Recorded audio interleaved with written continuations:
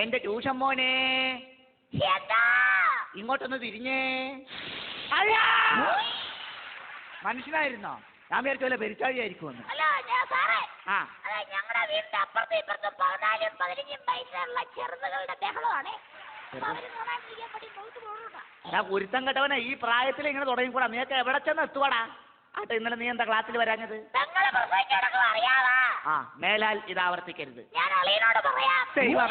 ഇതാ പറഞ്ഞ നിന്നെ പഠിപ്പിച്ചിട്ട് ഒരു കാര്യമില്ലെന്ന്.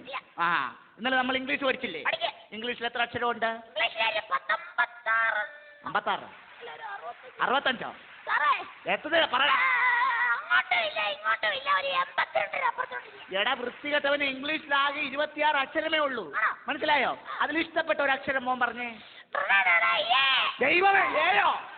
ഏയോടാ? ആ, ഞങ്ങളൊക്കെ കുഞ്ഞുങ്ങളല്ലേ, ഞങ്ങളൊക്കെ അങ്ങനെ ചിന്തിക്കുക. ഭാഗ്യം ദൈവമേ. അപ്പൊ മോനിങ്ങനെ മര്യാദക്ക് സംസാരിക്കണം കേട്ടോ. ഇത്ര ആൾക്കാരൊക്കെ വന്നിരിക്കുന്നതാണ്. നോക്കി നോക്കി സംസാരിക്കുക കേട്ടോ. നമുക്ക് നിറത്തെ കുറിച്ച് പഠിക്കാം. കുഞ്ഞാക്കോവിന്റെ പടമല്ല നിറം. കുഞ്ഞാക്കോവിന്റെ പടം നിറം, അത് വേറെ. നമ്മൾ പഠിക്കാൻ പോകുന്ന നിറം. നിറത്തിന് നമ്മൾ ഇംഗ്ലീഷിൽ എന്ത് പറയും? കളേഴ്സ് എന്ന് പറയും. മനസ്സിലായോ? ചുവപ്പിന് നമ്മൾ ഇംഗ്ലീഷിൽ എന്ത് പറയും? നീലയ്ക്ക് നമ്മൾ ഇംഗ്ലീഷിൽ എന്ത് പറയും? ബ്ലൂ. Very good. അങ്ങനെയാണെങ്കിൽ നീലം എന്നുള്ളതിന് ഇംഗ്ലീഷിൽ എന്ത് പറയും?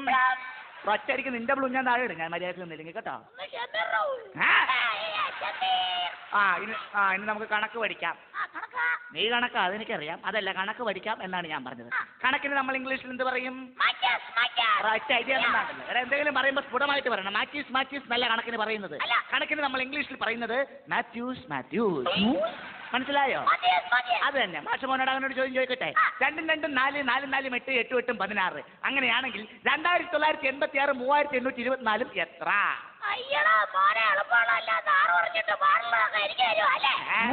നമുക്ക് കണക്ക് വേണ്ട, കണക്ക് വിട്ടേക്കാം കേട്ടാ. ഇനി നമുക്ക് പഠിക്കാനുള്ളത് സയൻസ് ആണ്. സയൻസ്, ജീവശാസ്ത്രം. അത് തന്നെ. ഈ മഴ ഉണ്ടാവുന്നത് എങ്ങനെയാണ്?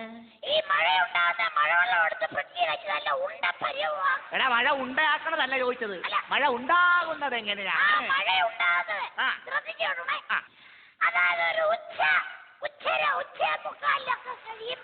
എന്നതാടാ അത്? ആണോ? നമ്മുടെ അറബിക്കടലിലെ വെള്ളമെല്ലാം കൂടെ ആകാശത്തിലേക്ക് പോകും. എന്നിട്ട് കുറെ എണ്ണം കോട്ടയം വഴി പെരുമ്പാവൂര് കയറി അടിമാലിക്ക് ചെന്ന് ഓരോ ചായയൊക്കെ കുടിച്ച് ഒരു ചീത്തറൊക്കെ വലിക്ക് വേണ്ടി അങ്ങനെയാണ് മഴ ഉണ്ടാവണതല്ലേ? ഈ കണക്കിന് മഴ ഉണ്ടായാൽ നിന്റെ കാര്യം പോക്കാ. ഇനി ബയോളജി, ചരിത്രം കേട്ടോ. മരങ്ങൾ വച്ച് പിടിപ്പിക്കുന്നത് എന്തിനാണ്? നിന്നെ നീ വന്നപ്പോ മുതൽ പോക്കിത്തരം പറഞ്ഞുകൊണ്ട് നടക്കണം കേട്ടോ. എടാ, മരങ്ങൾ വച്ചു പിടിപ്പിക്കുന്നത് കാക്കയ്ക്കും പക്ഷിക്കും ഇടാനല്ല. മരങ്ങൾ വച്ച് പിടിപ്പിക്കുന്നത് മണ്ണൊലിപ്പ് തടയാൻ. ചോദിക്കൂ.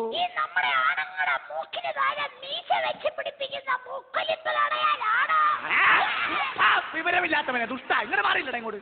ഇടിച്ചു നില. മോൻ ആടിന് ഇഷ്ടമാണോ? ആടിന് ഇഷ്ടമാണോ? ആടിന് ഇഷ്ടമാണല്ലോ. അങ്ങനെയാണെങ്കിൽ ഈ ആടിനെ കൊണ്ടുള്ള 3 പ്രയോജനങ്ങൾ, 3 ഗുണങ്ങൾ എന്തൊക്കെയാണ് മോനെന്ന് പറഞ്ഞേ? ആടിനെ കൊണ്ടുള്ള 3 ഉപയോഗങ്ങൾ. നമ്പർ 1, ആട് നമുക്ക് പാൽ തരുന്നു. ഓക്കെ. നമ്പർ 2, ആടിന്റെ അമ്മ നമ്മൾക്ക് പാൽ തരുന്നു. നമ്പർ 3, ആടിന്റെ അമ്മ നമുക്ക് പാൽ തരുന്നു. നിർത്തിക്കോ. ഇത്രയും പാല് കുടിച്ചാൽ മതി. ഇനി പാല് കുടിച്ചോണ്ട് പോകല്ലേ. ഇനി നമുക്ക് വേറൊരു പരിപാടിയിലേക്ക് കിടക്കാം കേട്ടോ. മോൻ ഇഷ്ടപ്പെട്ട ഒരു പക്ഷി, അതായത് പക്ഷിയുടെ പേര് പറഞ്ഞേ.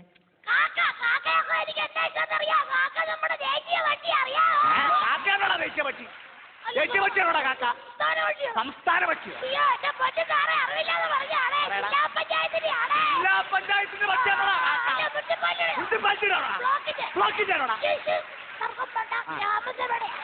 ഗ്രാമസഭയുടെ പക്ഷിയാണ് കാക്ക.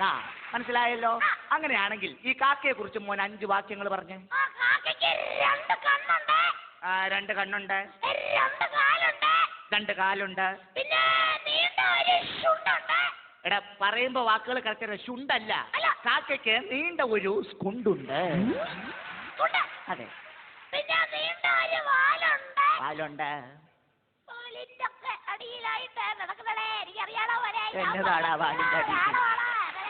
എന്നതാടാ വാലിന്റെ അടിയിൽ? ദൈവമേ. എടാ മര്യാദക്ക് സംസാരിക്കാൻ എന്നതാടാ വാലിന്റെ കുഞ്ഞൊരു എന്തെന്നാടാ തൂവല് ഭാഗ്യം രക്ഷപ്പെട്ടു. ആട്ടെ മോൻ ഇന്നലെ പഠിപ്പിച്ച പാഠഭാഗങ്ങളിൽ നിന്ന് എന്തെങ്കിലും ഉണ്ടെങ്കിൽ ഇങ്ങോട്ട് ചോദിച്ചേ.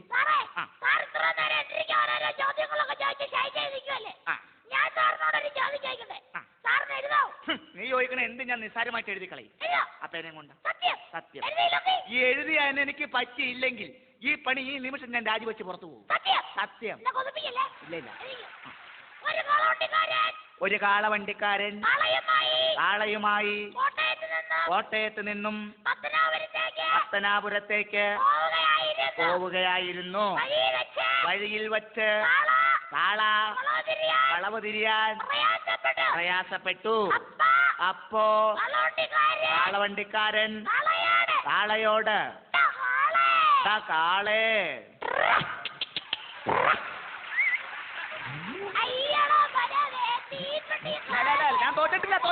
ഞാൻ തോറ്റിട്ടില്ല നീ ഒന്നും കൂടി പറഞ്ഞു. ഞാൻ എഴുതും. അപ്പോ കാളവണ്ടിക്കാരൻ കാളയോട് കാളേ സമ്മതിച്ചു. നീ പറഞ്ഞ പോലെ തന്നെ ഞാൻ തോൽവി സമ്മതിക്കുന്നു. ഈ പണി ഞാൻ ഇവിടെ വെച്ച് രാജിവെക്കുന്നു. സന്തോഷമായല്ലോ? എടാ നീയൊക്കെ ഒരു കാര്യം ആലോചിക്കണം. എടാ നിന്നൊക്കെ വളരെ കഷ്ടപ്പെട്ട് ബുദ്ധിമുട്ടി തെണ്ടിയാടാ പഠിപ്പിക്കുന്നേ. എന്തറിയാവുന്നു?